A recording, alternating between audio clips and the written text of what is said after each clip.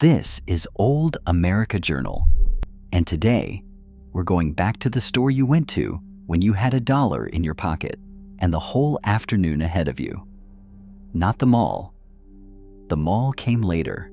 Before the mall, there was Main Street, and on Main Street, in almost every town in America, there was a 5 and dime, a store where everything cost something a child could afford, where the glass cases held things worth looking at, and where $1, a single dollar, could turn into an entire Saturday.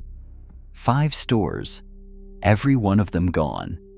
And if you grew up in the 1950s, the 1960s, or the 1970s, at least one of them was in your town.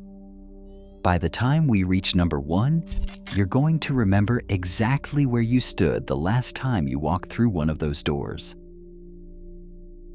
Number 5. Ben Franklin. Butler Brothers started the Ben Franklin franchise in 1927 with a simple idea: let local owners run their own 5 and dime under a shared name with shared buying power. By the 1960s, there were over 2,000 Ben Franklin stores across America, not in shopping centers, on main streets, in the middle of whatever town you grew up in. Here is what almost nobody remembers. A young man named Sam Walton owned and operated a Ben Franklin franchise in Newport, Arkansas in the late 1940s. He ran it for 5 years, learned everything there was to know about variety retail, lost the lease when his landlord decided to give the building to his son, and then opened his own store in Bentonville, Arkansas. He called it Walton's 5 and dime. You know what came next? What children remember about Ben Franklin is not the corporate history. It is the craft section. Bolts of fabric standing upright in a row, spools of thread arranged by color, packets of buttons and rickrack and elastic by the yard. Your mother came for those things. You came for the toy aisle and the candy section near the register, where individual pieces were sold from open bins for a penny or 2 apiece. A dime went a long way at Ben Franklin. A quarter was serious money. $1 made you feel like a problem worth solving. Ben Franklin stores declined through the 1980s and the 1990s as Walmart, the company Sam Walton built after leaving Ben Franklin, moved into the same small towns and sold the same things for less. By 2000, most were gone. A few independents still operate under the name today, family-owned, the way the franchise always intended. The next store on this list never had a craft section. It had something better, a lunch counter. Number 4. S.S. Kresge. Sebastian Kresge opened his first store in Memphis in 1897 with a strict rule: nothing in the store costs more than 10 cents. By 1912, he had 85 stores. By the 1920s, he was one of the wealthiest men in America. His fortune was built entirely on nickels and dimes, one transaction at a time. Here is the fact that changes how you see the whole story. In 1962, Kresge's management looked at the success of discount retailers and made a decision that would transform American retail entirely.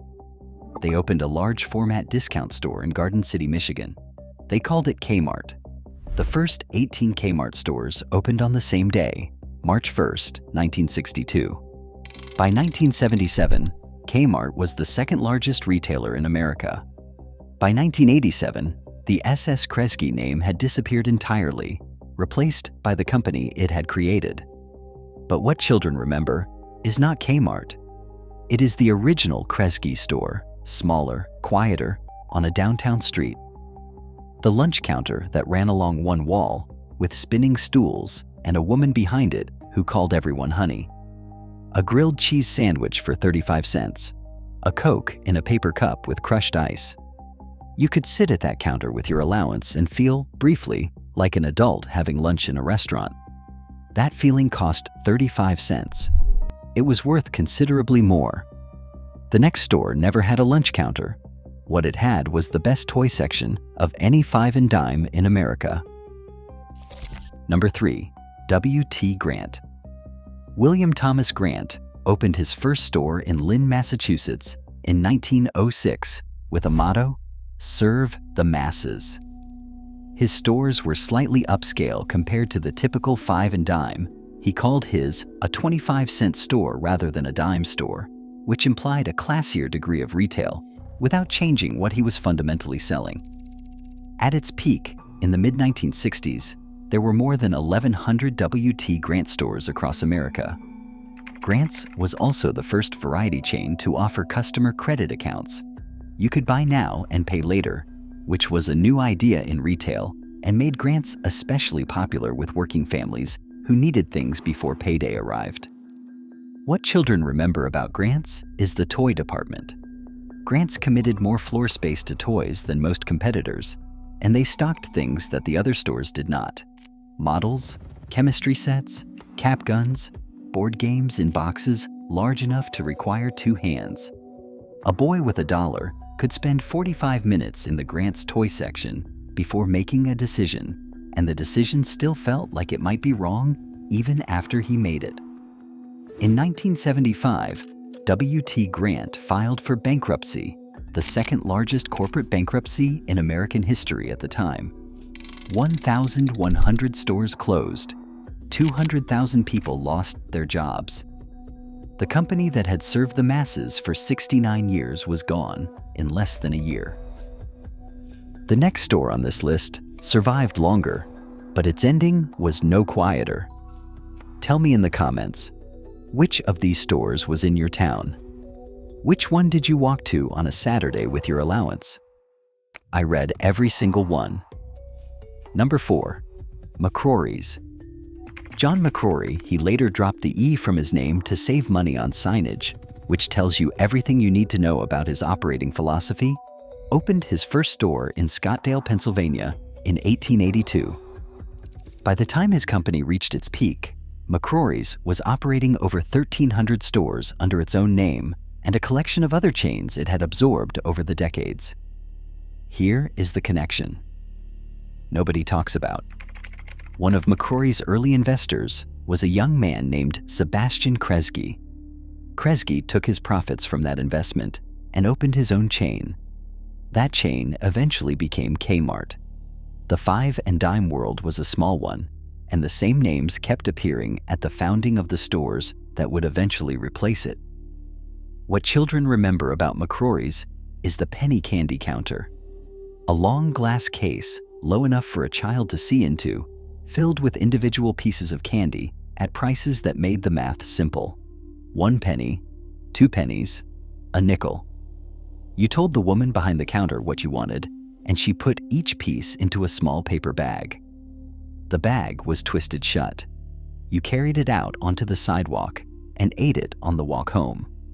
McCrory's filed for bankruptcy in 1992 and again in 2001.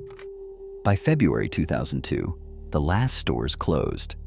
120 years after John McCrory opened his first store in Pennsylvania, it was over. The last store on this list started in Oklahoma, spread across the South and Midwest, and became the five and dime that people from those states remember most clearly. Number 1, TG&Y. The name came from the last initials of 3 men, Rawdon Tomlinson, Les Gosselin, and Raymond Young, who each owned separate variety stores in Oklahoma and met at a trade show in 1932. They pooled their resources, built a warehouse in Oklahoma City that let them buy directly from manufacturers instead of through wholesalers, and opened their first jointly owned store in 1936. Here is the detail that makes TG&Y specific to its region in a way the other stores on this list were not. The founding philosophy, have what people want at a price they can afford to pay, was built for the rural South and Midwest, for towns that didn't have department stores and couldn't afford to wait for the next city to get something they needed. At its peak, TG&Y had nearly 1,000 stores in 29 states.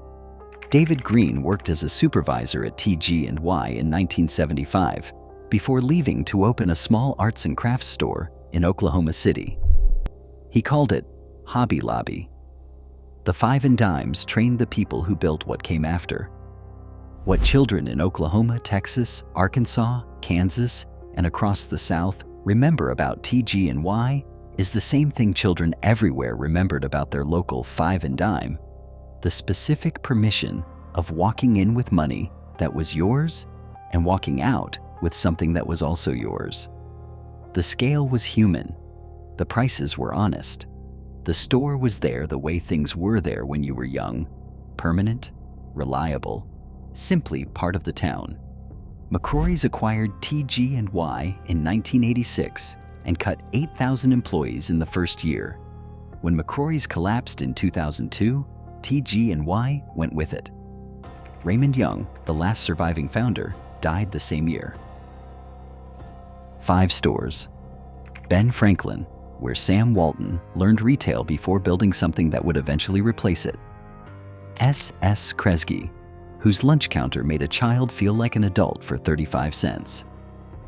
W.T. Grant, with the toy department that required 45 minutes to fully consider. McCrory's, with the penny candy counter and a century of operating on the principle that the E was an unnecessary expense. And TG&Y, which served towns that nobody else thought were worth serving, until the people who learned their trade there built the stores that replaced them. These were not just stores. They were the places where American children learned that money was real, that decisions had consequences, and that the right purchase, carefully made, could turn an ordinary Saturday into something worth remembering.